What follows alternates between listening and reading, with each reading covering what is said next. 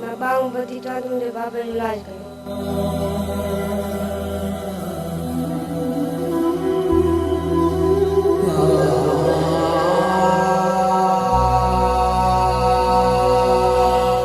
सखर जी micro colony में बीमारी के बिस्तरे ते पियल शहदाद कोटवासी पोरियत अकबर चांडियो कारी कामण ऐं जेरे जे मर्ज़ में मुब्तला है। सिर तगारी जी मजदूरी कंदड़ पोरियत खे डॉक्टरनि ॿुधायो आहे त संदसि जेरो ट्रांसप्लांट थींदो, पर किरे जो केर बि नाहे वांगुरु मिट माइट सभु दोस्त संदसि साथ छॾे विया आहिनि।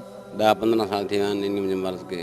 लाड़काणे में कंबर में इलाज करायमि, फ़ाइदो न पियो। आख़िर हैदराबाद वियुमि, उते इलाज करायमि अब्दुल मजीद छोटो डार्क साहिबु, उते सुई हणां मूंखे फ़ाइदो न पियो।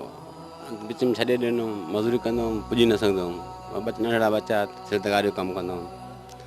पोइ हाणे उन खां पोइ तकलीफ़ घणो थिए पियो, पर मां उनखे भायां न पियो। हाणे सिविल में टेस्टूं करायमि, ॿिए हंधि टेस्टूं करायमि, उहो चवनि था जेरो तुंहिंजो सोच करेव, जेरो ॿियो पवंदो। 60-70 लख रुपयो ख़र्च आहे। हाणे ग़रीब माण्हू 60-70 तक काॾूं आणींदो। संदसि घरवारी नूरजहां बि कारी कामण जे मर्ज़ में वरितल आहे, पर खेसि पाण खां वधि पंहिंजे मुड़ुस जी सिहत जो फ़िक्र आहे। पाण बि चाक न आहे, मां जे करायां, मां पाण बीमार आहियां, मुड़ुस माना त कमाई नथी सघे, का ख़र्ची कान आहे, कंहिं हिन जो माना मदद ई नथो थिए। हाणे डॉक्टर चवनि था हिनजी जेरो माना कमज़ोर थी वियो आहे, सोस करे वियो आहे, हिनजी जेरो रत नथी ठाहे, हिनखे ॿियो जेरो पवंदो। हे नंढड़ा बचड़ा आहिनि, हाणे हिनखे केरु थो जेरो ॾिए? इलाज जे वास्ते माना केरु मदद कराएसि। 80 लख जो माना इलाज आहे। असां ग़रीब आहियूं, काथों केरु नथो मदद कराए। हाणे नंढड़ा ॿार आहिनि, माना कंहिं त खाइण था, कंहिं त बुख ते वेठा आहिनि।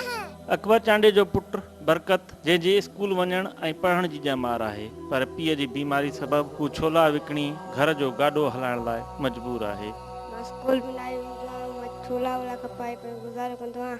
मां बाऊं बधी चवंदी मुंहिंजे बाबे जो इलाज कयो। अकबर, नूरजहां, बरकत ऐं बख्तावर ते ॿधल ही ख़ानदान ईद जे ॾींहं ते बि ख़ुशियुनि खां महरूम आहे। संदन हाल वेही वीचारनि विसरी ख़ुशी ऐं ख़रीद वारो आहे, ऐं अखियूं सरकार ऐं सरहदी वारनि जी मदद जूं मुंतज़िर आहिनि। पोरियत अकबर चांडियो जो ख़ानदान ईद जे ॾींहं ते बि ख़ुशियुनि खां महरूम आहे।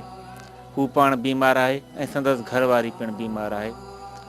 नंढड़े ॿार पारां खपायल छोलनि सां संदन घर जो गुज़र सफ़र हले थो। सरहदी वारनि खे घुरिजे त अकबर चांडियो जी मदद कनि, जीअं ही ॾुखोयल ख़ानदान बि ख़ुशियूं माणे सघे।